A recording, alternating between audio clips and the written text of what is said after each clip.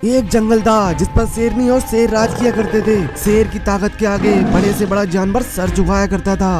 वक्त के साथ शेर बूढ़ा होता जा रहा था और उसकी ताकत भी कम होती जा रही थी। एक दिन शेरनी को बंटी बाघ ने घेर लिया। शेरनी बोली, तुम जानते हो ना, मैं जंगल के राजा शेर की पत्नी हूँ। बाघ ने कहा, हाँ मैं जानता हूँ तुम्हें। तुम्हारे पति ने मेरे पिता की जान ली थी। उस वक्त मैं छोटा और कमजोर था और तुम्हारा पति जवान और ताकतवर था, पर अब वक्त बदल रहा है, मैं जल्द लौटूंगा।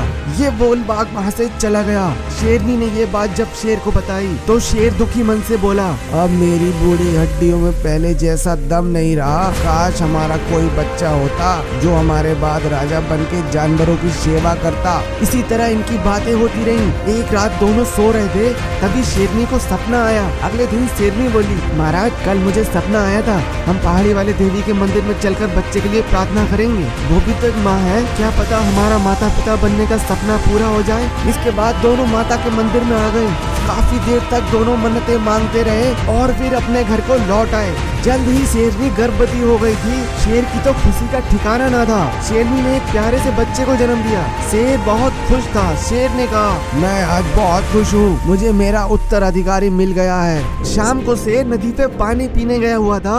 अचानक उस पर बंटी बाघ ने हमला कर दिया। शेर बाघ का सामना नहीं कर पाया और उसकी मौत हो गई। जैसे ही ये खबर जानवरों को पता चली, सभी जानवर अपने राजा को अंतिम विदाई देने आए। शेरनी वर्तों मानो दुखों का पहाड़ टूट पड़ा था। गाय ने कहा, महारानी महारानी, इस दुख की घड़ी में हम सब आपके साथ हैं। अब से हमारे नए राजा सिम्बा महाराज हैं। इसके बाद सभी जानवरों ने मिलकर शेर को दफना दिया। दूर खड़ा बंटी बाघ शेरनी और उसके बच्चे पर नजर रख रहा था, बस उसे सही मौके की तलाश थी।